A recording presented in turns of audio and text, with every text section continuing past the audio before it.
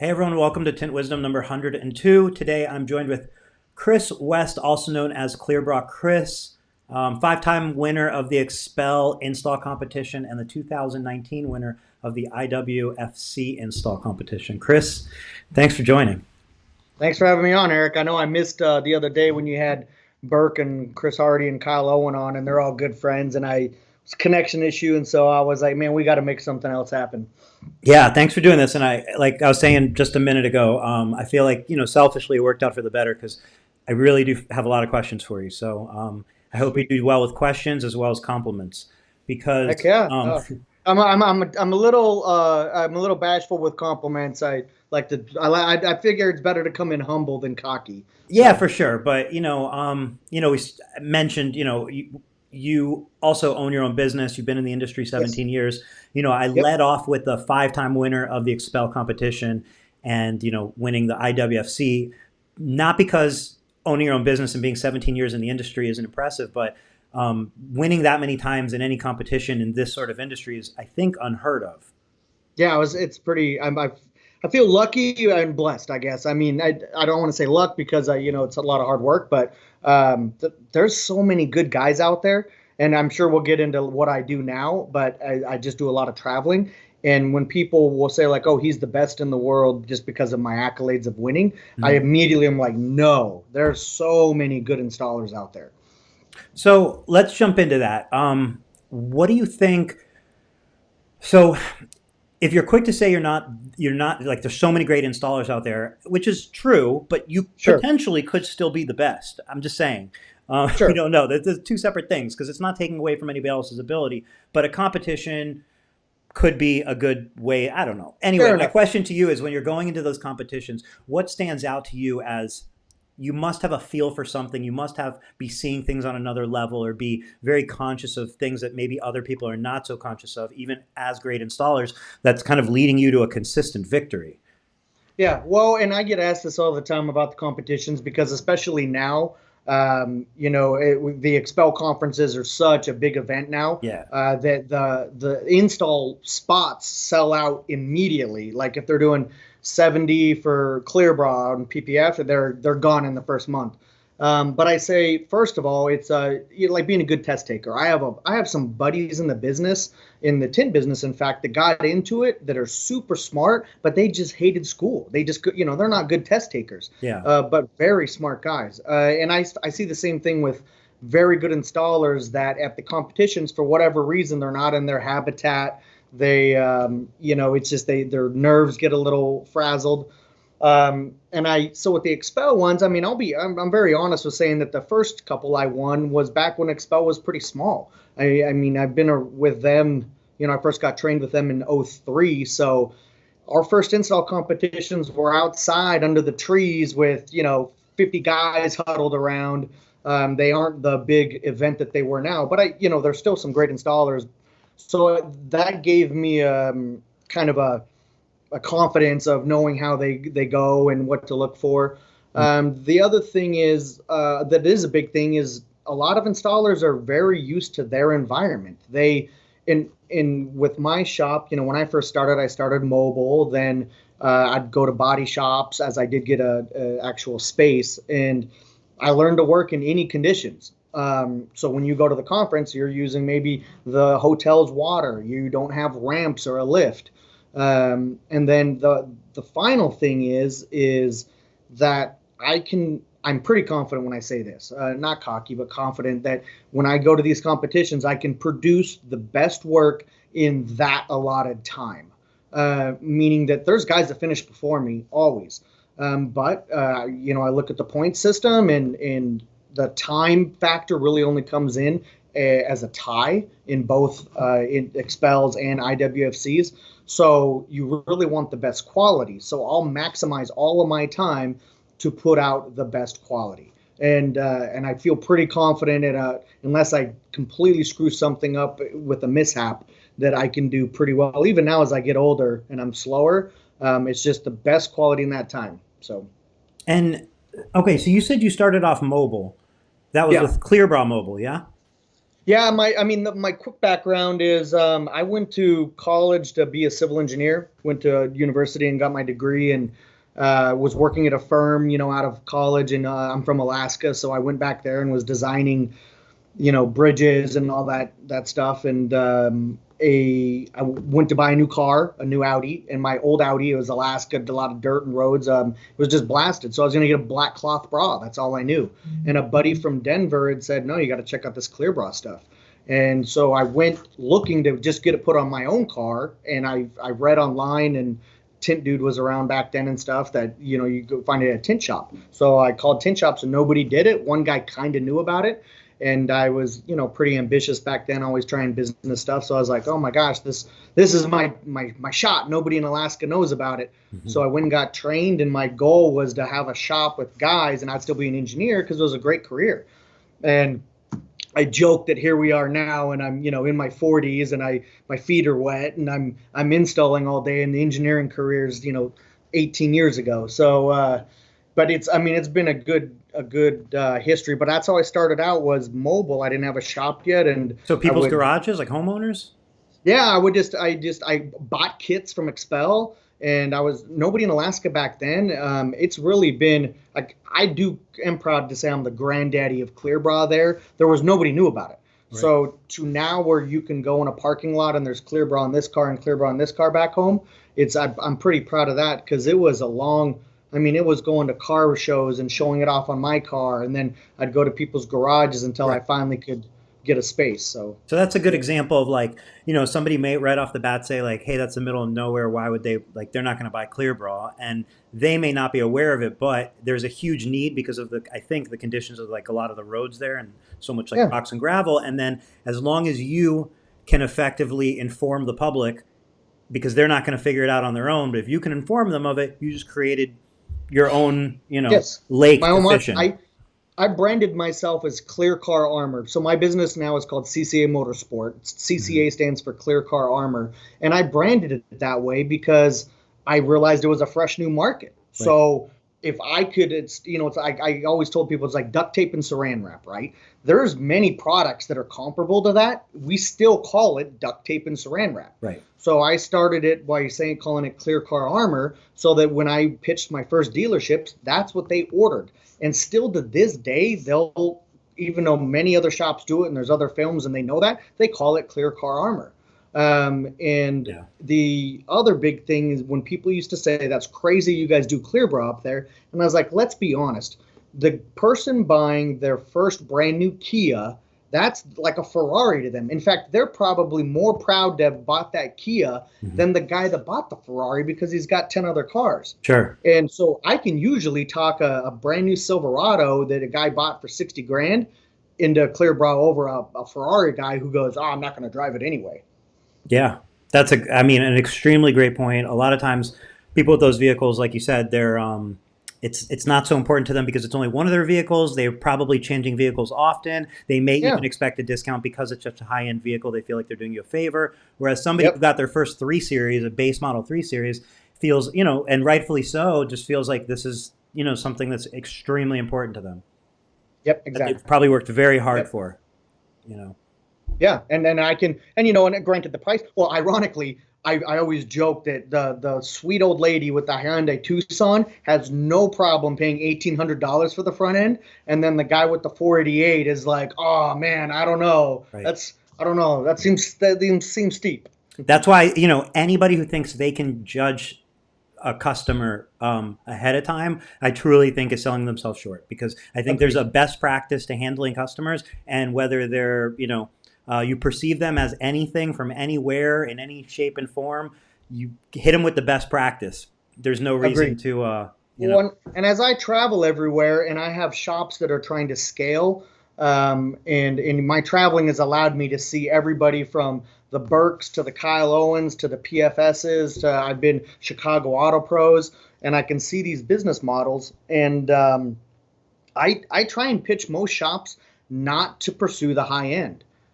And I have a myriad of reasons behind that, but it's such a small market share. It takes a skill level that's at the top Right. That you, as a business owner, when you get into business in this business, and this would be for new guys that are listening, maybe you needed to decide what avenue. And I preach this when I travel and train and consult. Do you want to be a owner operator with a cool boutique shop? Sure, you might be able to even do 150 grand a year net. But it's going to be you. You're going to put in 80 hours a week. Maybe have a couple helpers, or are you in business to make money? Because I'll be honest, there's very few shops that can do both. It's kind of two different paths.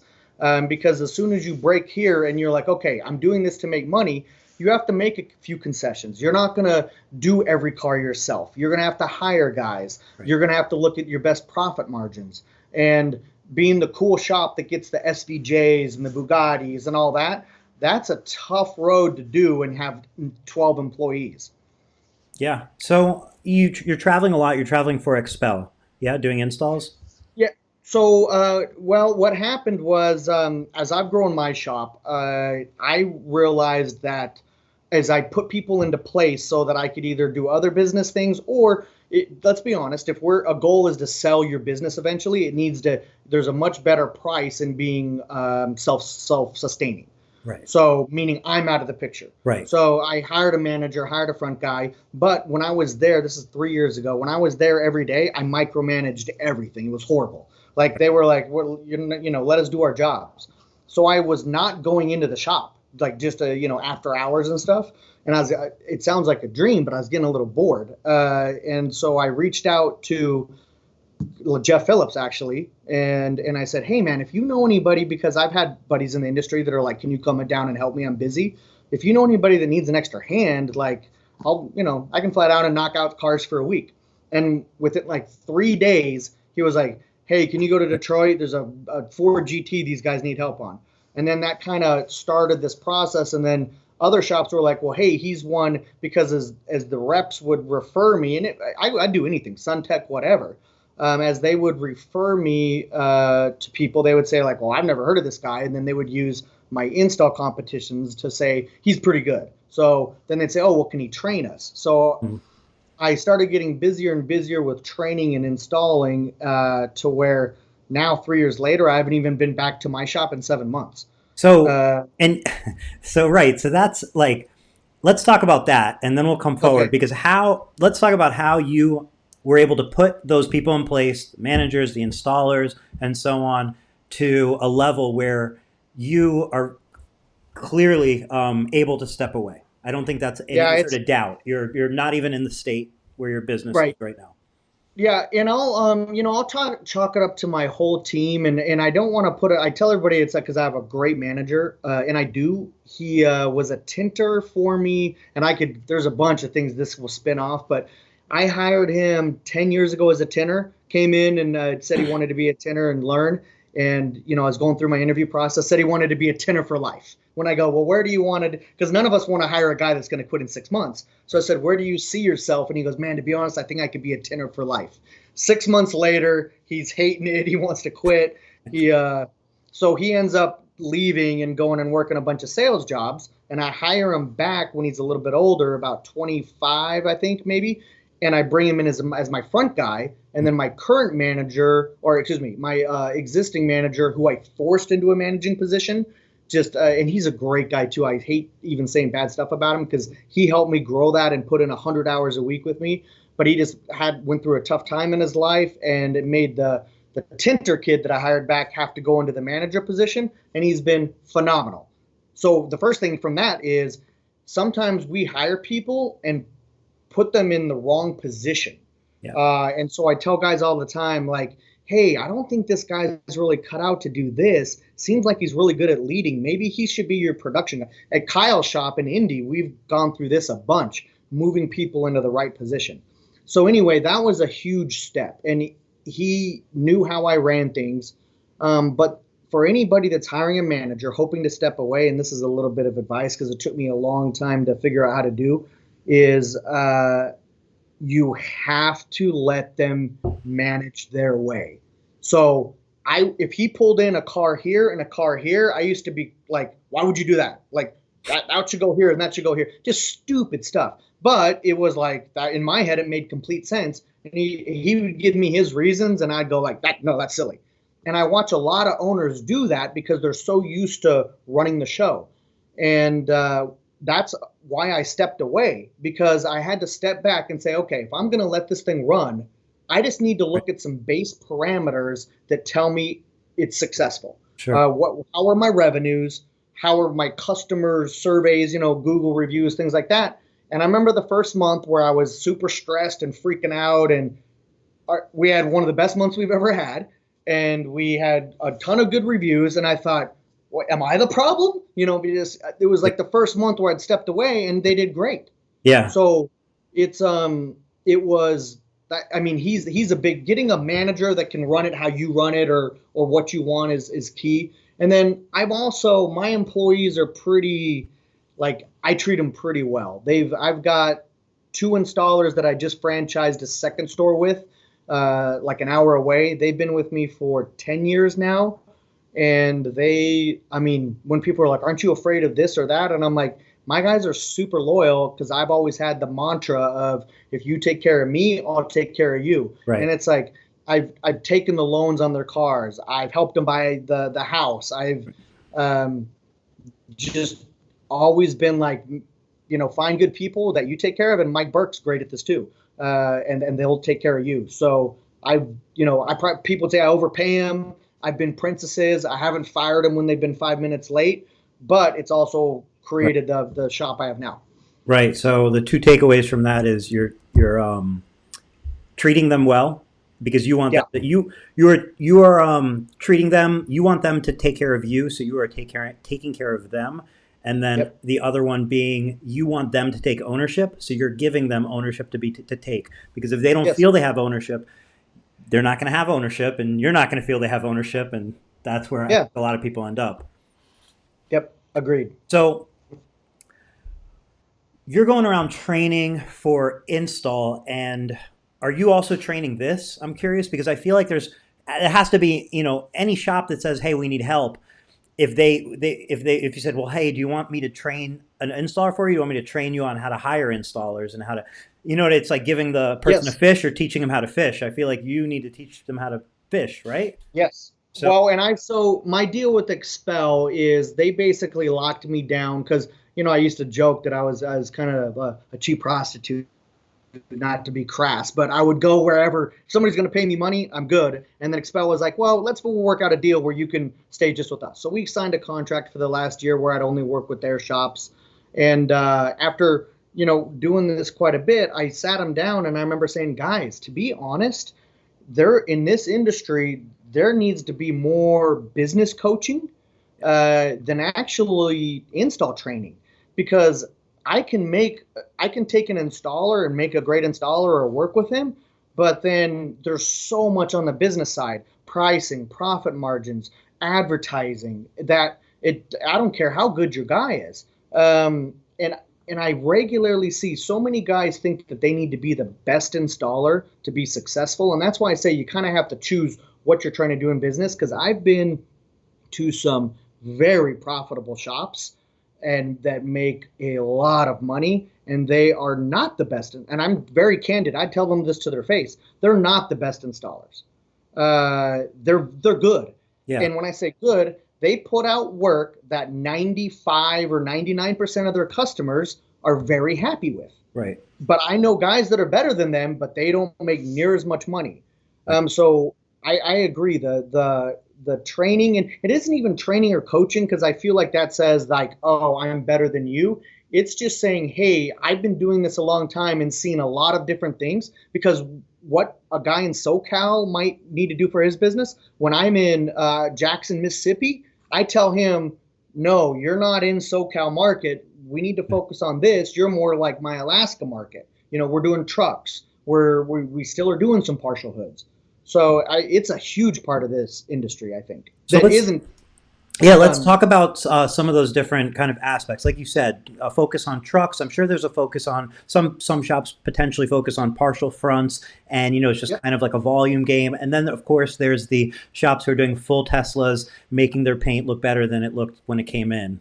on its way Right. out.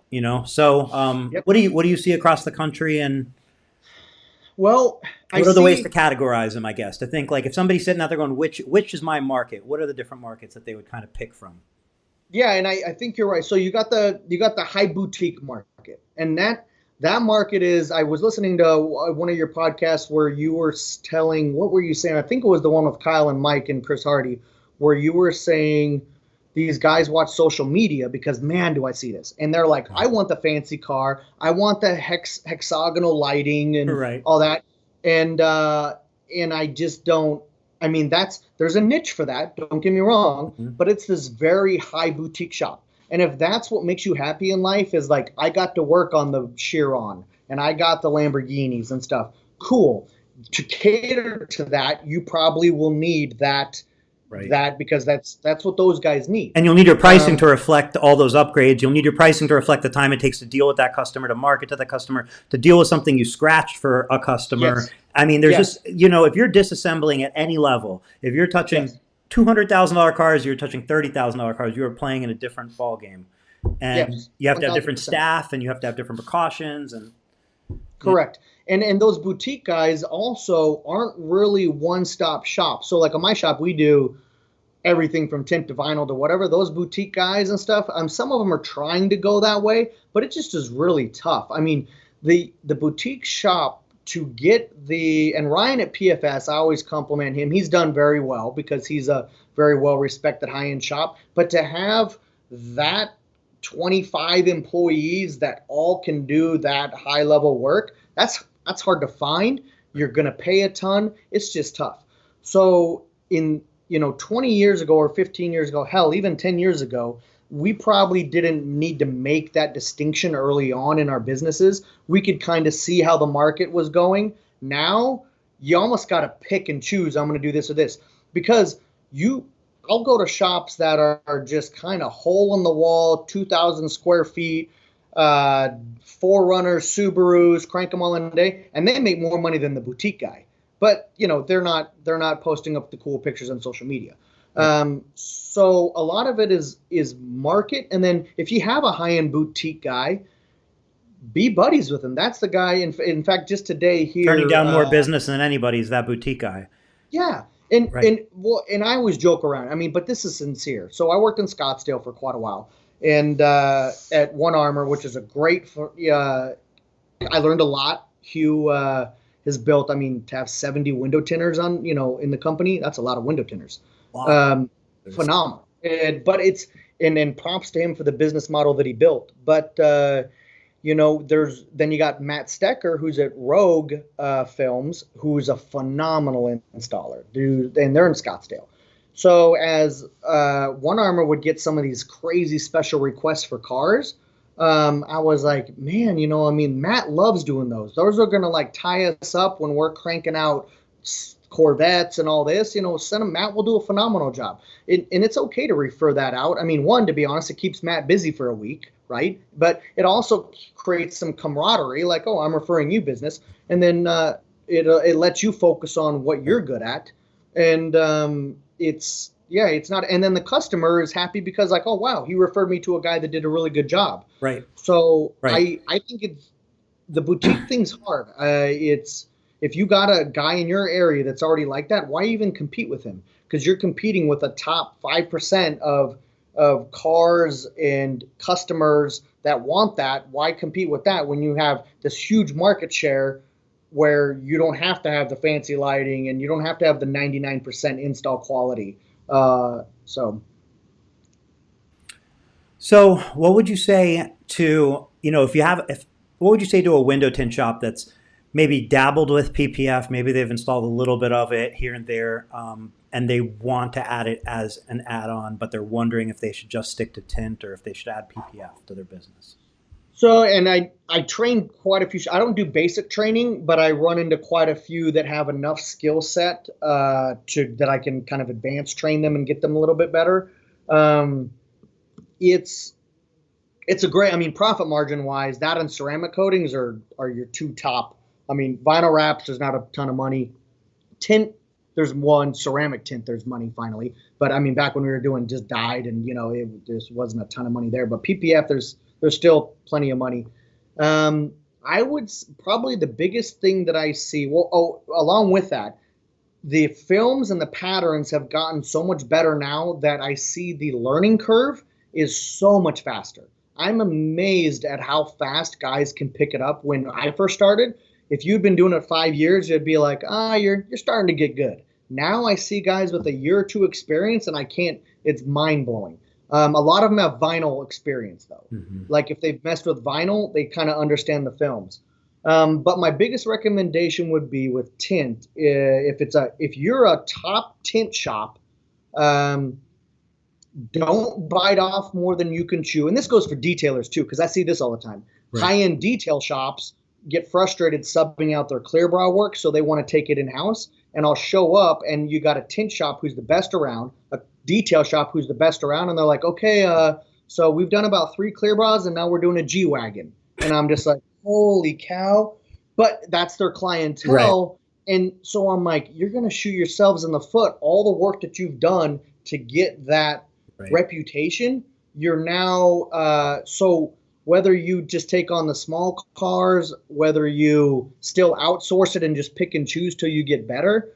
I mean, a lot of it's squeegee time. That's the other big thing, is that if you're a tint shop and you do go get trained, or a detail shop, you need to be, even if it's your own car, a loaner car, do it. You need to be installed. It's just like with tint, right?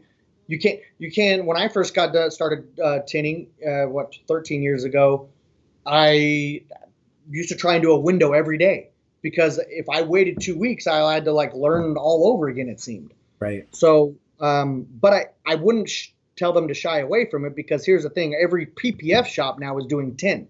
So if you aren't going to add bra, you probably might lose a tint customer, because he'll go to the PPF shop and they'll say, hey, we'll throw in the tint for free. Right. And then they'll say, man, that looks just as good as the other place. Sure. And that's, I think, what's pulling people in that one-stop shop direction is, now you have to detail the car because you're doing PPF, and then you're going to be ceramic coating it because they asked, and potentially even powder coating their wheels. You'll be sending those out because they just want it done. So, vinyl. I did it chrome deletes. When I first started, so I started in PPF and then slowly added services, and I did it because I wasn't confident in the shops I was referring to, and I already had the car. So I was like, well, I want, we'll just start adding it. Now I would do it differently, or the reason behind it would be different. I would do it now because I wouldn't want them to go to my competitor and get a good job. I'd want to try and keep it there.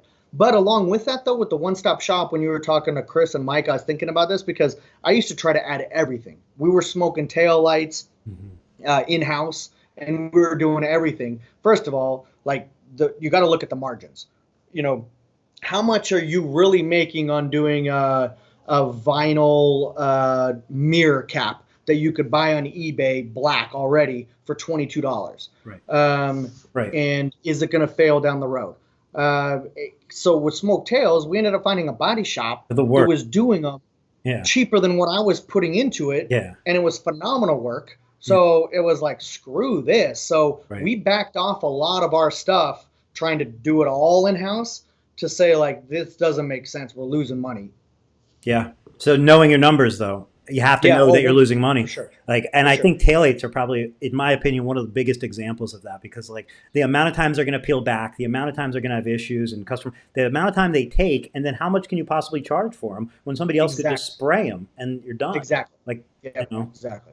So I think that's really the big thing with adding services, is being conscious of, is adding this PPF job going to take me away from 10 other tint jobs that might take less time and make me more money and less headache. Correct. And so on. Yep. Yeah, we almost stopped doing vinyl wraps for that reason, because we were spending so much time doing a color change, full disassembly, all this, and then we'd stop and do bra jobs, and then it was a train wreck. But they were so good for our advertising, because all the car shows, the people liked it. So I chalked it up to, I'm going to keep doing it, not because I'm making necessarily a ton of money, but because I'm putting it into advertising. And then I was okay with it. You could also kick the price up. Yes. It's it's one of those things that relieves a little frustration if you go, well, we'll just charge more, and that's what it is. Who wants it, wants it, you know?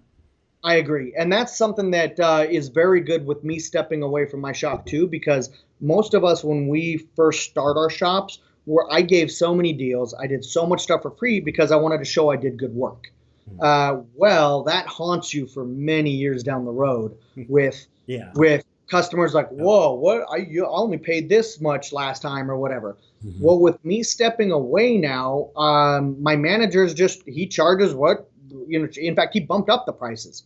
And I remember the first year he'd come back in and I'd be like, oh, full car, you know, for Clearbra. I'd be like, well, what's it at? And he would 6,500, and I'd go, oh my gosh, is the customer was he mad? And he was like, no, he's perfectly fine. And so that's been good because numbers wise, I was leaving money on the table. Right. And I see a lot of shops that I go to these shops and Kyle Owen, in fact, Clearbra Indy, he brought, so when we do Clearbra, we debadge the letters, right?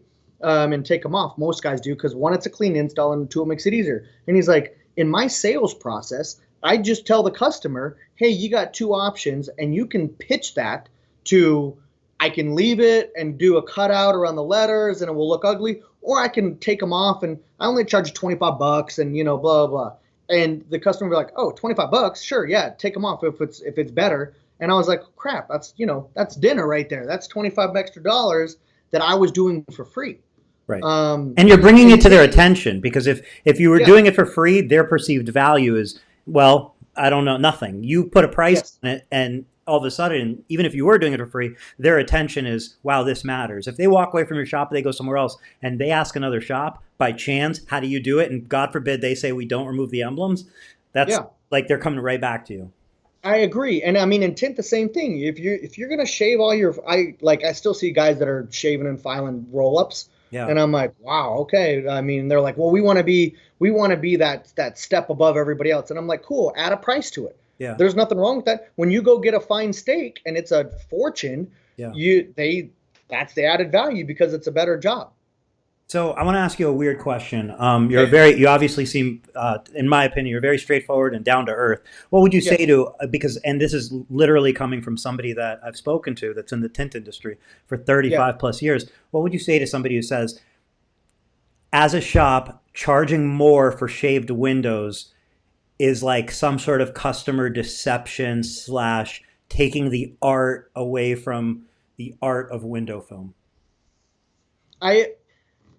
So from a personal, moral standpoint or whatever, I get it. And I can see how a guy could feel that way. From a business standpoint, it doesn't make sense. If you were on Shark Tank and told a guy that, he'd be like, well, yeah, if you can get $20 more for it, why do it? The moral principle of oh, it's an art. I get it. I don't judge. Well, explain the moral part. Where would you feel if we eliminate the business end of it, that makes perfect sense. So we say, let's just be moral for a second. Tell me how this conflicts with morals. Well, I mean, so by morals, I guess I'm saying, because I'm saying his personal morals of where he feels it's an art, and that's so not morals religious or anything, but morals of him personally and the job that he's giving his customer. Yeah. I'm chalking that up to his personal views on what's a good job and what's not. And any veteran I could see doing that. I mean, in the Clearbra game, if we don't see a wrapped edge, we're like, oh, this guy's a hack. You should always be doing that, or whatever. And so I think where it comes down to is, if you know you could do better, are you selling the customer short by not doing better if they don't want to pay for it? And I think I agree with you. The answer is you're not selling them short necessarily, but no, not at all. And again, TGI Fridays, the cook there, he could make you $100 Wagyu steak, and it would probably be phenomenal. They're not in the business of doing that. Exactly. So, and that's where when I tell these shops and I say, look, because I meet guys all the time that say, I just can't have an employee. I've hired installers before. Yeah. I have to do it myself. And I've realized that's where I started kind of off in the beginning saying, you do have to choose. Why are you in this business? If it's a personal thing of you love the passion that you have for it and doing great work, your customer appreciates your passion. The shaved edge, you probably had to tell him this is better than the other shop. Right. He would have thought it was fine with the micro edge. Right. And that's okay. I don't even judge on that. I'm just saying that's where you just have to pick. Because I know so many guys that they're 30-year veterans and they love having their shop. Everything's done the way they do it, and it's phenomenal work. Right. They don't make $1 million a year.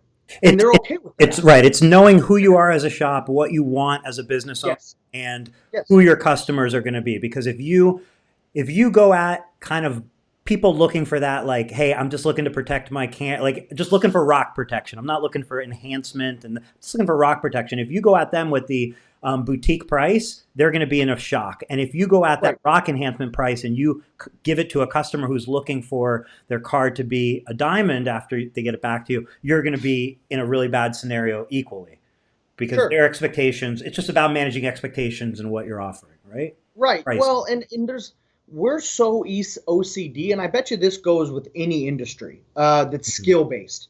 I remember back in the day, a buddy of mine went to another tint shop who his wife's best friend's husband owned, and got his Volvo tinted there.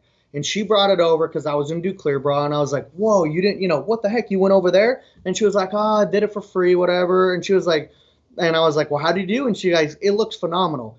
It was horrible. It was the worst. I mean, it was brutal.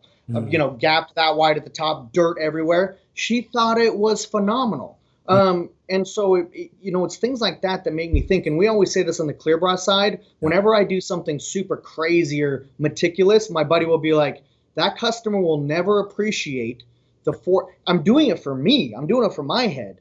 So when I tiled my shower way back in the day on a rental property, I remember thinking how good I did. I bet you a tile guy would go in and be like, this is the worst tile job I've ever seen. Right. So I get why guys do that. But at the end of the day, if our goal is to have a happy customer, I don't think we're selling them short. And every guy, I guarantee your buddy or acquaintance with the 35 years, I guarantee that there's shops that he hates that do hack work that probably have 300 5-star reviews of people that think they are phenomenal. Yeah. So we have to remember that we probably are way more picky or crazy in our heads than a customer will be. And that's just the business side of it. I'm not saying to tone down your work. I obviously have won my competitions. I love doing phenomenal work. It's the reality of it. Right.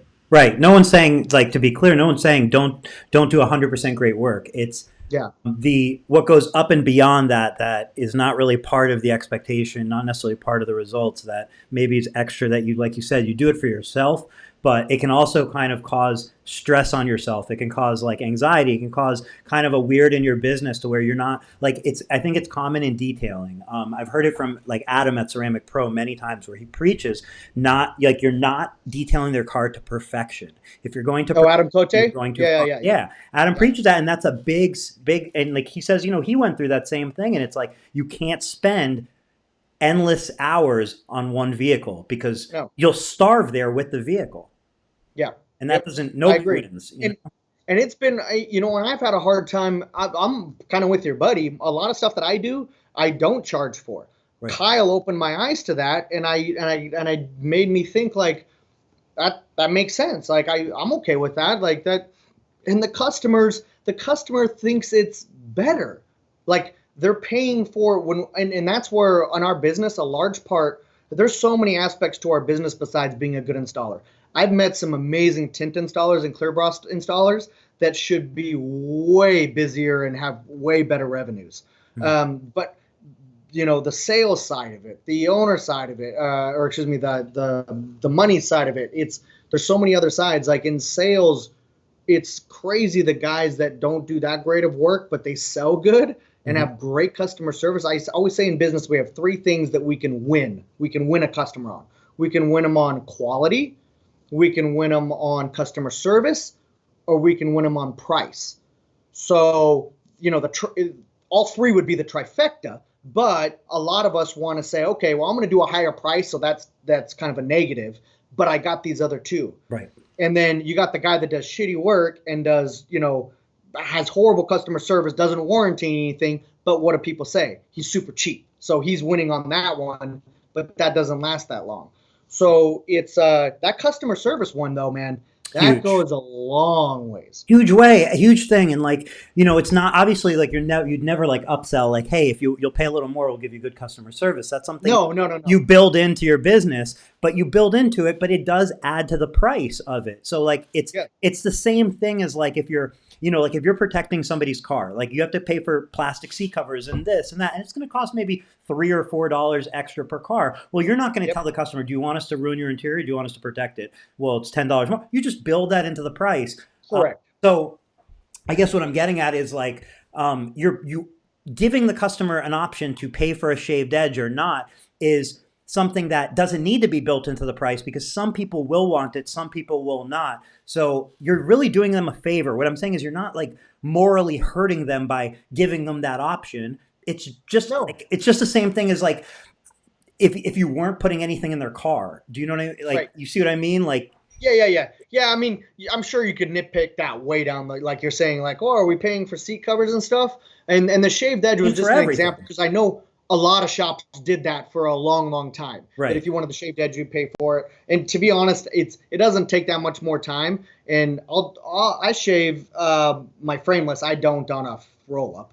I just I'll do a micro edge. Not that I tint that much anymore, but and we don't charge extra at my shop. I'll just put that out there and be honest, because we have a pretty high tint price anyway, and so it's kind of factored into that, I guess. Which some people are looking for. Some people are looking for that high-end tint job, so they don't want to hear 160, right? They want to hear the higher price with everything built in. Correct. And it's good. And so let's say that you do choose that route. It's important to make sure your customer knows that. If you are the guy that's going to say, I'm not charging for shaved edge, you should shave it no matter what, you better make sure your customer knew you shaved it because he doesn't know the difference. Right. That's it. Right. You're going to add value to it, at least perceived value. So John asked in the comments, he said, question for Chris, what would be the best advice for the competition that's right around the corner? What would you tell somebody who's probably competing maybe for the first time? Competition. The XPEL competitions. The XPEL, there's the Window Film Convention, and they're both coming around. To be honest, my biggest thing is figure out your water situation. And this is like a little insider secret that I've figured out, because what happens is a lot of the hotel waters that guys fill up with is soft water. And then this goes on to the training side where the softer water, just like if you have real soft water, you feel slimy still, even though you're all rinsed off. It's the same thing with the soap. So guys make their solutions with their normal amount of soap, and it's way too slick. I mean, I remember doing a tint one year, and I squeegeed the whole window right off the whole tint right off the window. So that's probably my first one. And then second would be to really go through the rules and pick and choose kind of where the points are at, right? I mean, if it's 1 point for dirt and expels for, let's say, alignment, it expels because you're using a pattern is super important. So you want to really focus on your alignment. If you're off alignment, that can hurt you worse than any dirt you have in your install. And then don't try and finish super fast.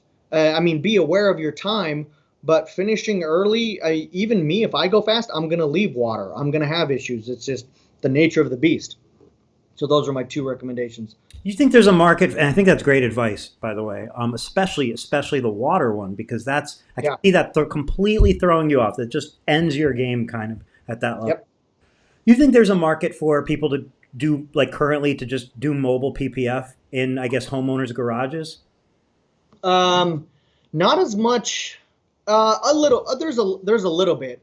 The problem with garage PPF is you really should be charging more because it's tougher on you, and the customer that wants that, in my experience, is actually a cheaper customer because they're not going to the high-end shop where I'm dropping my car off for 3 days. On super high-end stuff, you get a guy that just doesn't want the car to leave his garage. Right. But your normal guy is like, I'm lazy, I don't want to leave. And then it's such crappy conditions. I mean, to be honest, like you don't have your plotter with you. You don't know. It's a tough game to do. You don't know how your lighting is going to be.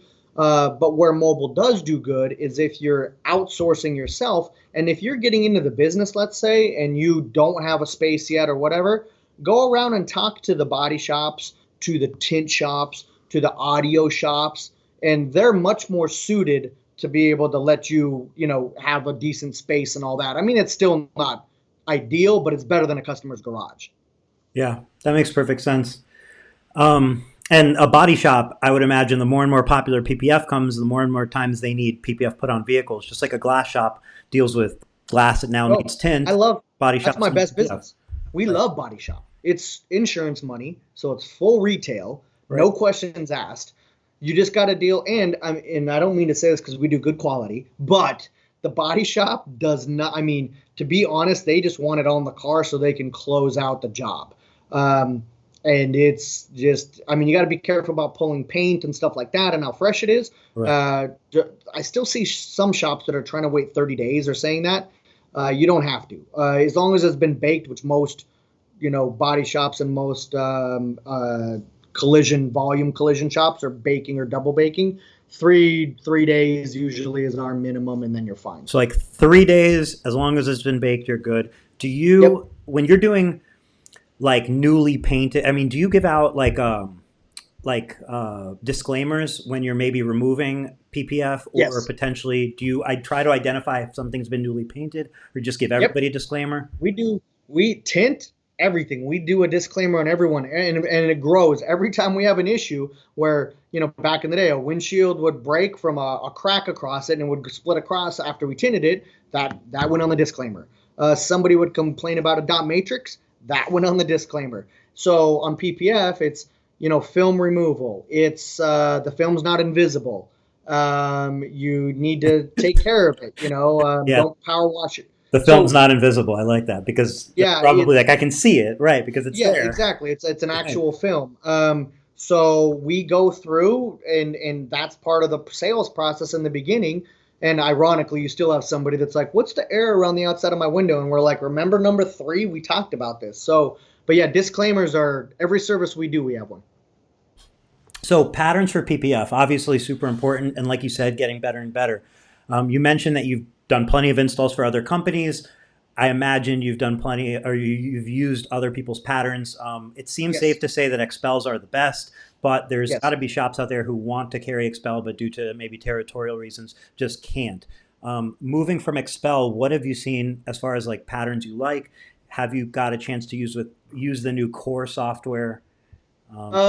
Yeah, and I gotta stay true to my XPEL contract here. But no, I love, and here's the thing: is an XPEL knows this. And by the way, I didn't even. Yeah, I would not. I'm not trying to like twist any. So like, tread as lightly as you want with that. You're good. Like, load it. I love being. I think that the more direct I am, it's better for XPEL and for everybody. Like it's the best pattern, right? I'm just saying, hey, if you can't get XPEL, I think it's pretty. I don't think there's a single person out there with PPF that would say, no, I'd rather use these other patterns. So the questions for those people who say, I can't get XPEL, what do I use? What do they do? Well, here, I've been in the industry a long time, and with XPEL a long time. Started with 3M, obviously. I used SunTech for many, many, many years, and then ultimately switched to XPEL. In fact, I sold track wrap to XPEL probably 8 years ago. It was a product that I developed, and I might have even been using SunTech at that time. So like you say, XPEL patterns are the best, and that's anything I say is my personal opinion, and they always have been. The film up until Ultimate Plus was rough. I didn't want to be the guy putting XPEL on my shop. I wanted to carry the software and did not want to use the film. Ultimate Plus came out, and it was a game changer. It was self-healing. I'm in colder climates where I need a more aggressive adhesive. So where with Suntech, it has a less aggressive adhesive. And that's why a lot of guys really enjoy the film. And Suntech's a great company. I know a lot of people with it. And like I say, used both tint and bra for many, many years. For the colder climates, though, it was just tough. It just didn't stick as well. And I like a more aggressive adhesive. And XPEL knows that I say, please don't change it to a less aggressive adhesive. The lesser aggressive the adhesive is, the easier it is to work with. You don't get as many marks lifting and moving. But pattern-wise, I'm just going to be honest, nobody's touching them yet. And that's not just because I work with them, because I can work with a lot of different films. And, we use TrueCut as a backup at my shop for many years. I mean, I think we still pay for it, actually, in case XPEL went down. It's just, as a shop, you have to keep your options open, and your end goal is to serve your customer. So I used to carry 2 lines of everything, coatings, film, because what happens if somebody's back ordered? I don't want to say, sorry, I don't have film. I need to get the job. I recommend 2 internet connections at every shop. You have the cable, which is the fast one. You have the AT&T or whatever, which is a little slower, but it's there. You have to, because if not, you're going to have a terrible day once a year, twice a year. I agree. And I did the same thing with all my products. So we have TrueCut. Core and TrueCut wasn't, we found a lot of patterns that were great. I mean, that worked well. And sometimes, TrueCut would have something before XPEL did. And then 3M, I think there's Digital Designs. I haven't used them in a while, in quite a few years, so maybe they've gotten better. So much comes down to the designer. It's not really any of the software behind it. A lot of the pattern is just how the designer is. Then what else do you have? Film and vinyl designs. I've only done 1 PPF pattern of theirs in Canada on Mazda, and just again for that one pattern I used, it was horrible.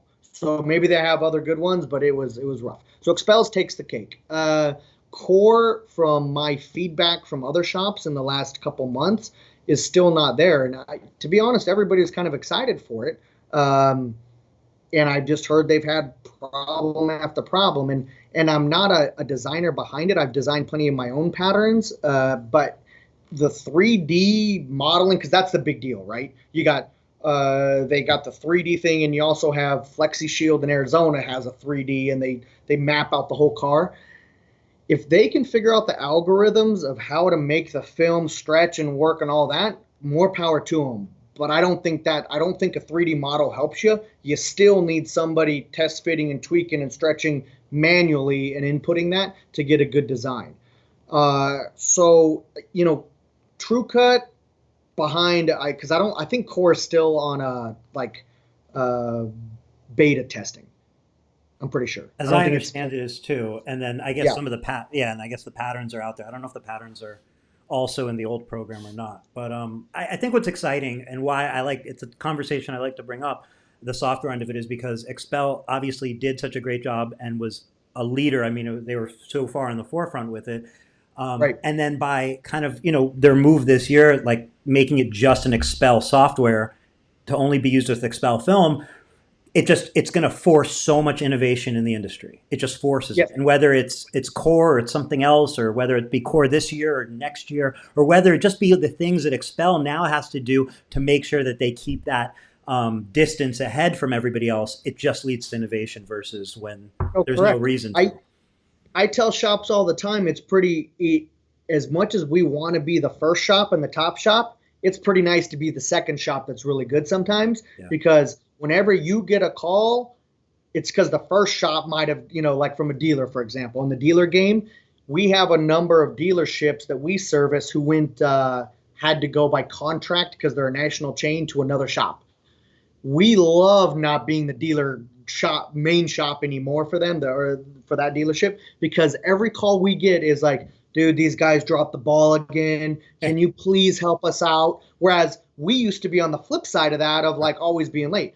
So being the top guy is tough, and XPEL has done a great job of, and I heard Mike Burke in the podcast he did saying with you that, some of the reasons that they, because XPEL was struggling. I mean, years ago, they had a great pattern company, but to see the success that they've had, they're the first real company that's really marketing wise, like stormed the scene. I mean, 3M never really they were the household name because they started it, but XPEL's done a phenomenal job. But you're right, they're the bullseye now, like a target on their back.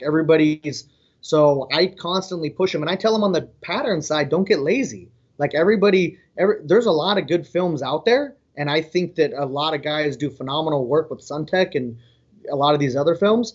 And so I say you got to keep those patterns good, man. That's Right. people want them.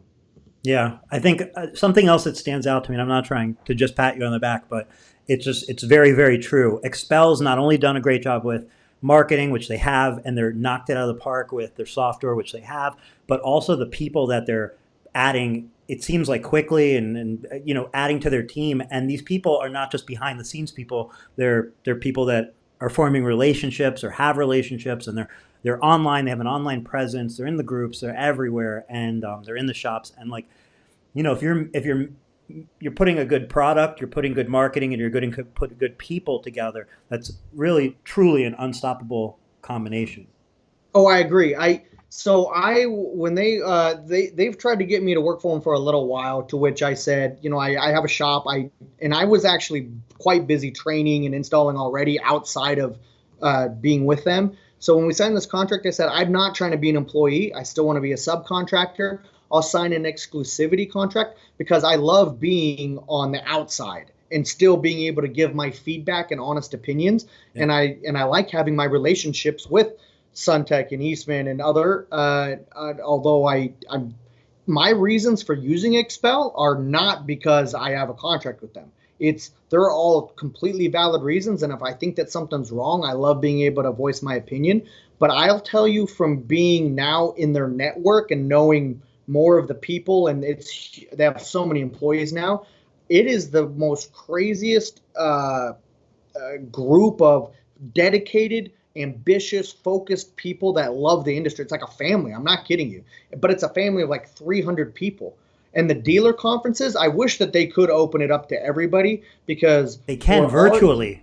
So they can virtually. That's what they need to do, because the Window Film Convention, like for January, just announced that they were going to do a virtual version of it. So you can attend it in person, you can attend it virtually. I don't know the details on cost of virtual and so on, but they are opening up to virtual, which I think is awesome. And I would imagine, like, who the hell wouldn't tune into the XPEL competition, whether you use XPEL or not?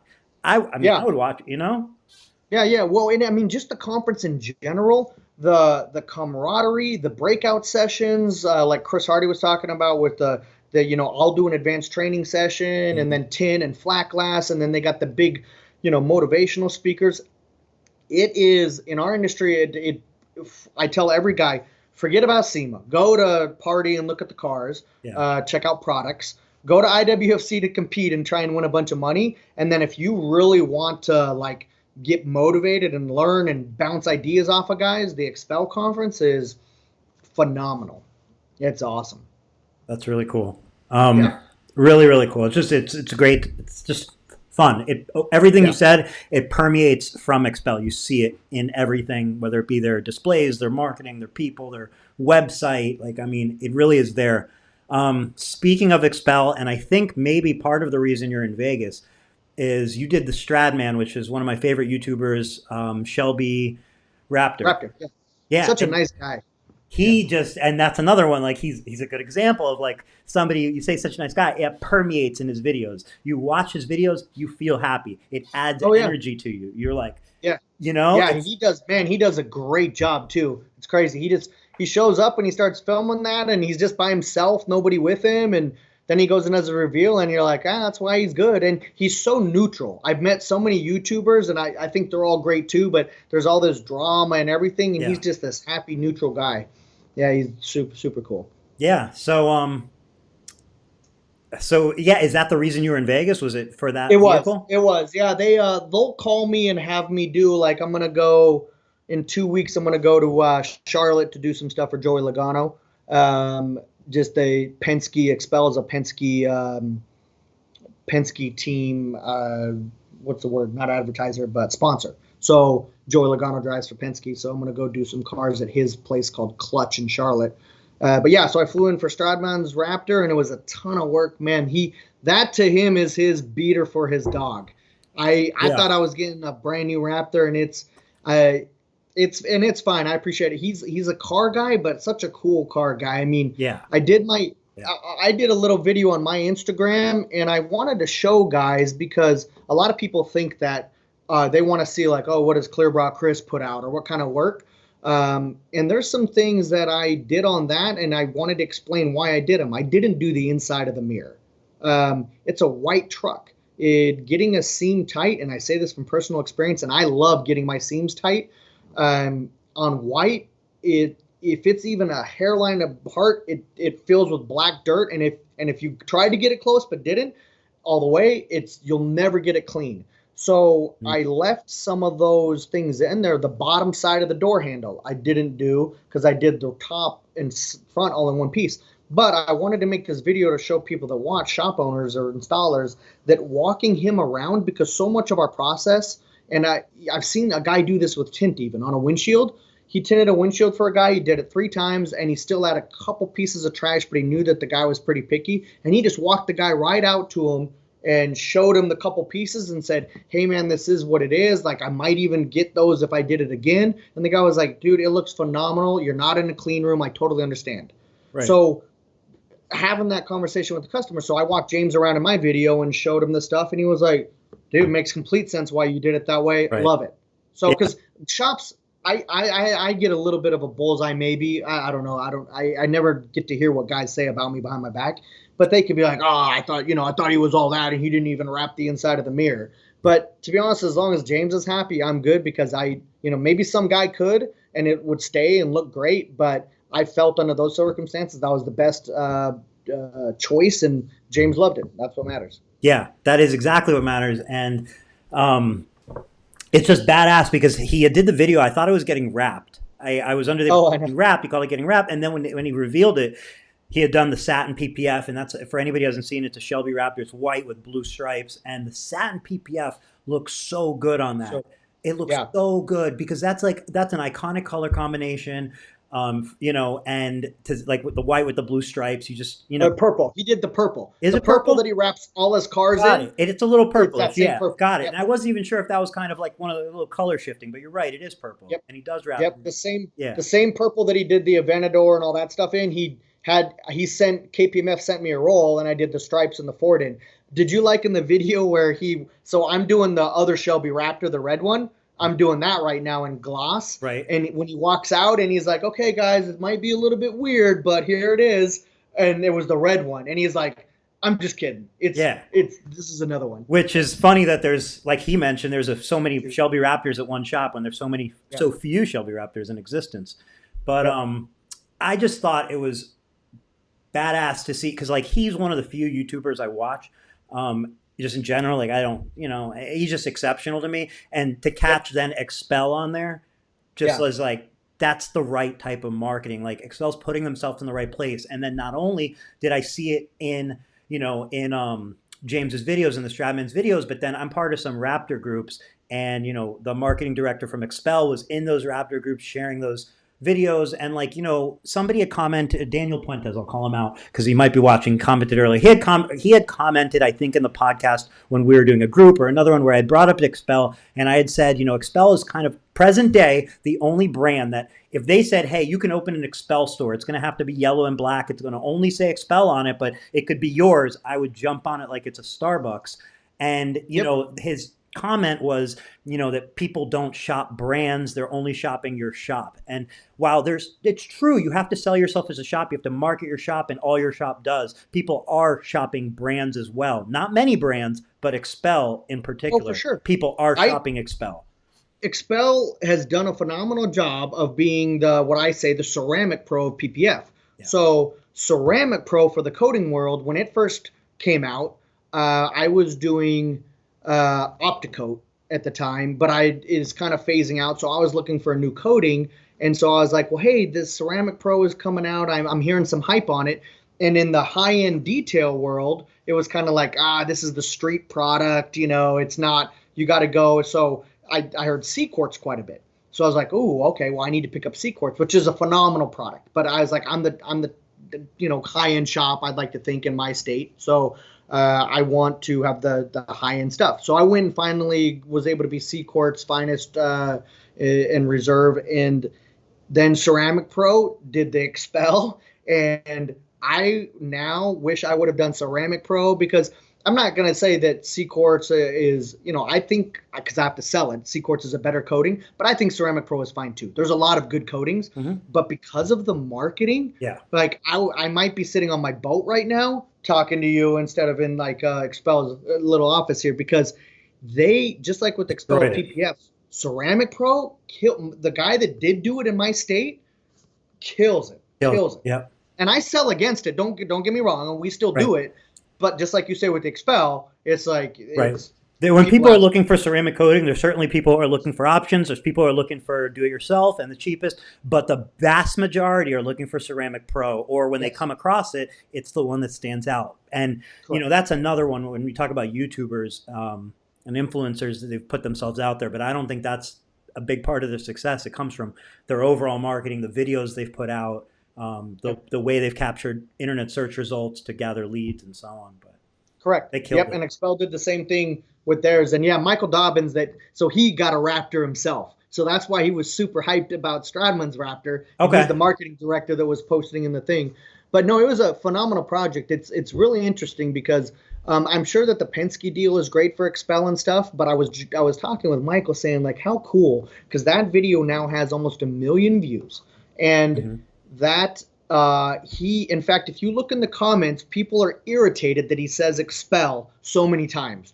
They're like, let's play a drinking game. Let's do a shot for every time he says XPEL. So I'm like, 1 million car people, most are car people, saw the video, and in the first like 10 minutes of it, not the end with the Bugatti, he says XPEL that many times. And then if you read through the comments, people are commenting because they're irritated and saying the XPEL name. So as a business owner, if we were to analyze that, you can do a lot of takeaways as a business owner of how to approach marketing. Because the little sticker on the Penske F1 car in the back behind the rear wheel, I mean, for the let's just say that cost $100,000. So, and then it's so wild. On that subject, I agree with you 1,000%. Lumar has the deal with Alex Bowman, not Andrew, Alex Bowman, and I talk so much shit about that, to people that work at Lumar. I probably shouldn't have talked so much shit, but it's my opinion. My thought on it was, I was like, that is the biggest freaking waste of money. Nobody cares. Nobody sees it. It doesn't even mean window film. That car doesn't even have windows, or it doesn't have glass windows. It doesn't, I was going on and on and on talking shit. That amount of money on an online campaign and this, and what I was told, at least in that scenario, was, hey, it wasn't like, hey, where are we going to market our window film? It became more of a larger deal that involved other aspects of the company, and this was just part of some grand deal. But I still think it's the biggest waste of money ever. But well, it's the same deal. And the Penske deal with XPEL is the same thing. They weren't looking just for the sticker on the car. They have other stuff in it. But it's, in an advertising, and God bless social media. When I started my shops, you still wanted to start your business with the letter A or a 1, so in the yellow pages you were first. But with social media, I'm amazed by shops that open up in my area with zero advertising that get traction because of social media. So when I see shops that don't take advantage of that, I'm going to call out my franchised shop. I get so irritated with them. As they're growing. They've been open for a year now. Hats off to them, and I love them to death. But they don't. They're like, oh well, we just haven't had a car we could post up. I'm like, you don't have to have a car you can post.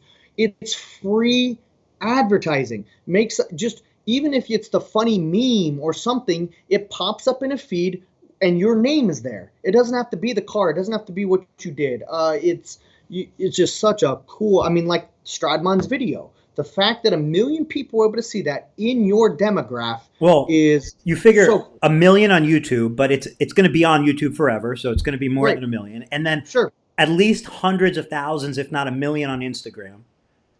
And every single place he goes and videos he makes in the future that he brings his Raptor, he has Yeah. a mob of people and videos of what is that, what is that, what is that, and in this case, it's clearly a wrap, like it's clearly like a PPF, or it's worth asking. It's not like, Yes. oh, it's just red, so like it must be, you Right. know what I mean? Like it Yep. really Yep. stands out. Yeah. The stealth. Yeah, it was great. And guys got to look at ROI when they do marketing. Hmm. I've done TV. I did radio. I've done car shows. I've done fairs back in the day, trying to, Like trade because shows nobody knew about. and the whole Yeah, deal. trade shows, all of it. And it's so crazy. I mean, I was at a shop in Atlanta, and he goes, "We get a ton of Teslas." And I go, "Oh, wow." So, and the owner even has a Model 3, and he goes, and I said, "Oh, because you got your Model 3?" And he goes, "No, I got that after the fact." He said, "We had a YouTuber that was looking to get a hookup on a wrap, and said that he would, do a deal on it, and called his normal shop, or one he would have wanted to go to, who said they don't do anything for free. They don't do sponsorships like that." And this guy was just starting up and said, "I'll do it." And he said, and that right there, like, Yeah. that's it. So if you're aware of how to reach people, if you're just starting out, whether it's your car shows, or you do the hookup for a guy, and you don't necessarily have to do it for free. I guess you can always say like, pay me for materials, if you're hurting that much. But it just, marketing wise, the game is just so different now, and it's so crazy how you can reach audiences. Yeah. Yeah. Supercar Blondie, which I think Suntech was like in one of her YouTube videos maybe a year and a half ago at the last convention. I know her current, like, she puts out that she gets over 1 billion views a month across her platforms. Over 1 billion views a month. Wow. I mean, it's 1 billion views. Like you said, you can access people right now, like through the computer. It's just a matter of like working at it, and you know, it's Yeah. it's definitely like Well, an for sure. exciting time to be in. Yeah, and it's funny because, like, if you pick and choose, like a Supercar Blonde, that's great for Suntech, or Stradman for XPEL. Sure. But in Alaska, would it be worth me paying him 10 grand to do a thing? Not really. Probably it'd probably be more worth me going down to the local Euro Car Club guy that's been running that for 20 years and saying, "Hey, let's do your Porsche." Right. Because that's my local demographic. Right. So. Cars and coffee are popping up in just about every city, sometimes Oh every yeah. week in Yep. cities. And what a better place, once something's done there, whether you set up or you do work for people at the Cars and Coffee. That's anybody who's not going to Cars and Coffees and are in automotive is really just like missing an easy opportunity. A couple hours on a Saturday or Sunday. Yeah, You know? Nick Fleck in Corona, California. So he's got a minivan with, it's all logoed up and wrapped in his thing, and he's out there every Saturday filming, and it's not at his shop, but he kind of hosts, but he's just always there with the presence, and it's just making yourself known. We have local little car meetups on Friday nights, like the Taco Bell or the parking lots or whatever. But it's not really a car show. But I think a lot of cities have them where everybody goes and hangs out for a couple hours. Yeah. And I always try and have a nice shop car. Like this year we have an i8, and I let any of my guys take it because I'm not there, and I usually won't go. And I don't care if it's my 25-year-old, learning tinner. I'm like, take it, because I just want us to be there and be seen. It's Yeah. the people in my demographic. Yeah, totally worth it. It's just a car. And like it kind of brings up like if you're going after that super high end demographic, like if there's somebody in that, like people with high end cars, it seems like now, like I mean when I was growing up, same thing, but they go on cruises, they go to these car shows, they go to these Cars and Coffee. If one of these people in this Cars and Coffee or goes on these cruiser rally events, owns a PPF shop, owns a tin shop or whatnot, also is a part of that and has like a Lamborghini or whatever, that's who you're going to be competing with. The guy who's friends with them, that sees them twice a month and clearly is successful because he owns a similar car to them. So know that there is also a value in, having an i8 or having a Huracan or having whatever it is, because it's not to just show off. It's to Yep. get in with a group of people. If that's your market, Oh, 1,000. do it. I'm not a Tesla guy. I'm not a Tesla guy at all. I'm in my 40s. I like a V8, and I bought a Model 3 just Right. because I wanted to be sure that we were the Tesla Yeah. shop. You could probably make a sale every time you charge the vehicle if you charge it somewhere. Yeah, yeah. And the other thing too is a lot of shops you get frustrated by the 18-year-old kid that comes in with his first Civic, and he wants tint or whatever, and they're like, oh, this guy. When I was first an engineer, I had like an Audi 90, you know, it was like an old 1995 Audi or something, but I was into cars, and everybody in my engineering firm, from the vice president who had a Porsche to the, you know, the president who had a 7 Series, if they needed any car stuff done, they always asked me because I was the car guy, even though I didn't have a nice car. Right. So I make sure that my front guys at my shop say, I don't care if it's a 16-year-old kid with a truck on 22s that seems like a douche, like you need to treat him good because his parents might want to know where they should go get, you know, ceramic tint. So you never know how that affects how you treat your customers, who they're telling to go to your shop or not. Yeah, there's zero instances where you shouldn't treat your customers well, like zero. So, Chris, thank you for doing this. I'll let you go and enjoy your evening, man. Thank you so much. Heck yeah. No, I appreciate it. One last comment I just want to read. John Gonzalez mentioned that you should start a PPF podcast, and I agree. You absolutely should start a PPF podcast because I think people would hugely benefit to hear all that we cracked. We touched on a little bit of, I'm sure, a plethora of knowledge you gained from not only the years of experience, but really traveling around and seeing so many different shops and so on. I'm so lucky. Like I get to see. I mean, I thought I was pretty decent from my shop and everything. But I learned so much still, and see shops and how they run, and just I'm lucky. It's awesome. Yeah. Well, thanks again for doing this, and really a pleasure getting to chat with you. All right, Eric. Thanks, man. Thank you. Thanks to everybody for watching. Have a great night, everyone.